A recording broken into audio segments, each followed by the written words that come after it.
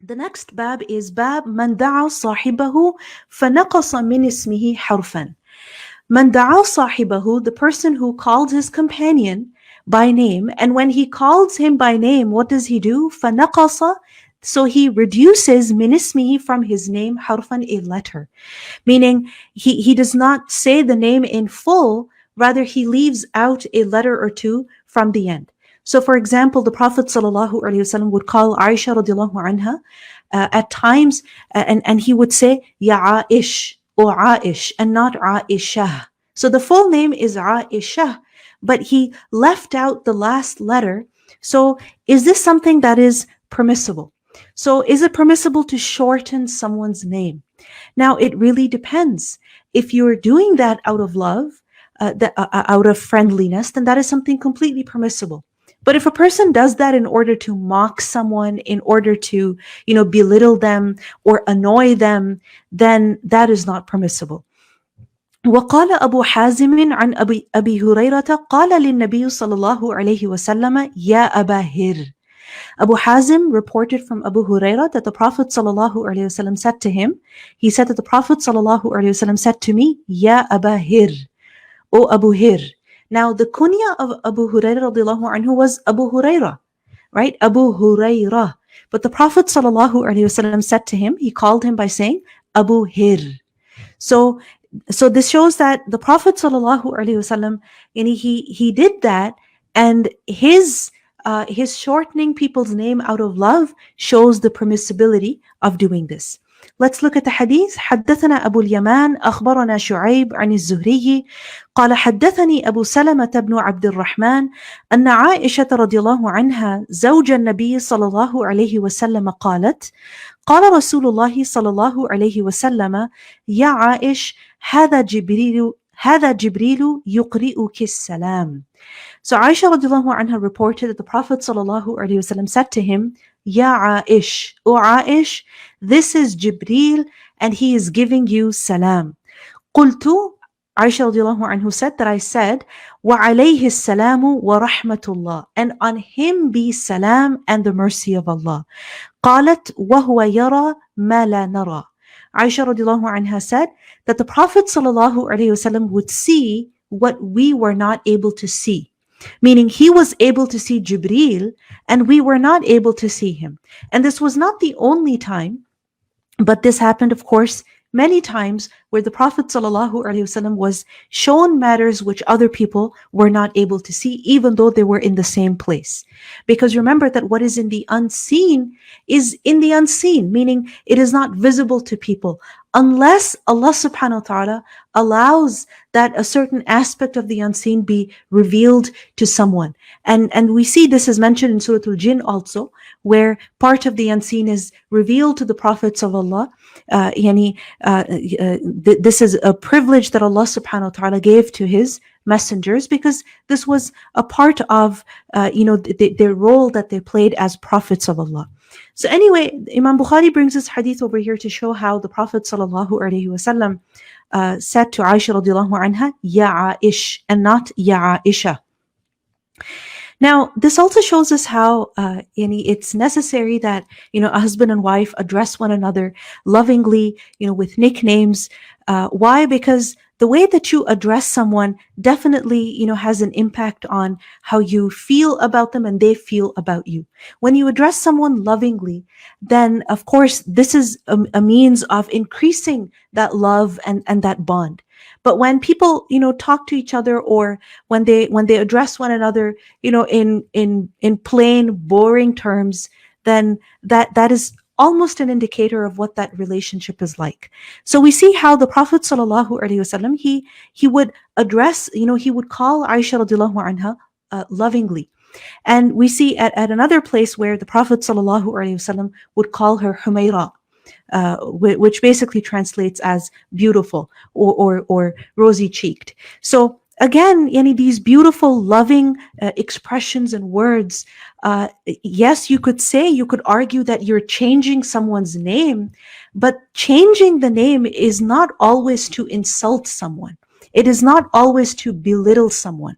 It can also be out of love. But if you realize that when you, for example, when you change someone's name, you're changing it out of love, but they get annoyed and they get irritated, then you have to change yourself, right? Where you might love to call someone by a particular nickname, which you think is so cute or so beautiful, and it really expresses your feelings about them, but they get irritated by it, then it's not about you only, it's also about them. If they don't feel loved in the way that you are addressing them, then you have to change yourself, because a relationship is not just one-sided, it's both-sided, where you're not just concerned about your feelings, you also have to be concerned about the feelings of other people. So we see that the Prophet ﷺ, he would do this, where he changed the name of someone. He modified it slightly, not to belittle them, but out of love for them. Now, we also see over here that Jibril gave salams to Aisha radiallahu anha. And the Prophet ﷺ is the one who conveyed that salam. This shows us that, first of all, it is permissible to send your salams to someone. And if someone sends salam to someone through you, then don't get annoyed, don't get burdened, don't feel that people don't respect you, or that they're treating you like a postman or something, that you just have to deliver people's messages. No, even the Prophet ﷺ delivered the salam of Jibreel to Aisha radiallahu anha. So there's nothing wrong in this. This is not something that belittles a person. In fact, if you think about it this way, when you deliver someone's salam, and when you say to someone, so and so was sending salam to you, what happens? They feel that someone cares about me. They remember me. Instantly they smile. They have they have a good feeling. So when you bring a smile to someone, isn't that an act of charity? This is definitely something rewardable. So don't feel burdened by it, but definitely take this as a responsibility. This is an amana that you do have to fulfill. And then we see that Aisha radiallahu anha, she responded. And she didn't just say, wa alayhi salam, that may peace be on him as well. Rather, she added wa rahmatullah, and also the mercy of Allah. So she gave a better response. Because in the Quran, we're told that when you are given a greeting, then respond with a greeting that is better than it. فَحَيُّوا بِأَحْسَنَ مِنْهَا أَوْ رُدُّوهَا, or at least return the greeting. So Aisha radiallahu anha, she didn't just return the greeting, she gave a better greeting. And the fact that when she said, wa alayhi salam, may salam be on Jibreel, this shows us that every single creature is in need of Allah subhanahu wa ta'ala. Even angel Jibreel is in need of Allah subhanahu wa ta'ala's mercy, of Allah subhanahu wa ta'ala's salam, security and peace that Allah subhanahu wa ta'ala gives. So no one should think that they're too high up there, or someone is too high up there. No, every creature of Allah is in need of Allah. Even the greatest of the angels is in need of Allah subhanahu wa ta'ala, because that is the reality of all creatures. The next hadith is حدثنا موسى بن إسماعيل حدثنا وهيب حدثنا أيوب عن أبي قلابة عن أنس رضي الله عنه قال كانت أم سليم في الثقل وأنجشة غلام النبي صلى الله عليه وسلم يسوق بهن. Anas radiallahu anhu said that Sulaym radiallahu anha, she was في الثقل, she was with the baggage, meaning she was she and other ladies, we learn in other ahadith that they were they were riding camels that were being driven by the slave of the Prophet sallallahu alaihi wasallam, whose name was Anjasha. And some of those camels were loaded with baggage as well. And Anjasha, he was driving those camels. And how was he driving the camels? We learned earlier about how they would use a certain form of poetry, a certain rhythm and rhyme in order to make the camels move fast. So he was doing that, and he was doing a really good job. So the camels were really walking fast. So what happened? that فقال النبي صلى الله عليه وسلم يا أنجش رويدك. The Prophet sallallahu alaihi wasallam said, Ya Anjasha. Now, Anjash, notice how the word is Ya Anjash, not Ya Anjashah. Anjashah was the name, but the Prophet sallallahu alaihi wasallam said, Ya Anjash.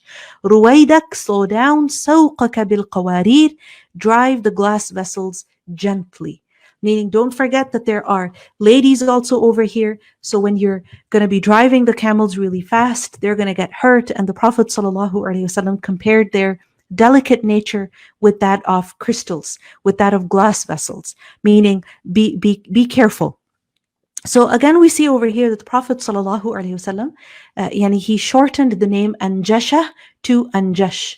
And we see that the Prophet sallallahu alaihi wasallam was correcting him, and the manner in which he corrected him was so loving. Subhanallah.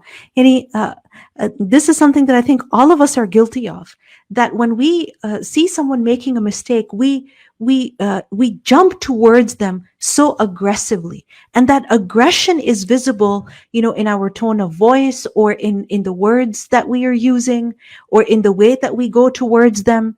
And the Prophet sallallahu alaihi wasallam, he was so gentle and so loving over here. Ya Anjash, because Anjasha was actually doing a really good job. But yes, it was good to drive the camels fast, but not those camels. So this is why the Prophet sallallahu alaihi wasallam, he corrected him in a very loving way. So addressing people like this, modifying their names slightly out of love, this is something permissible.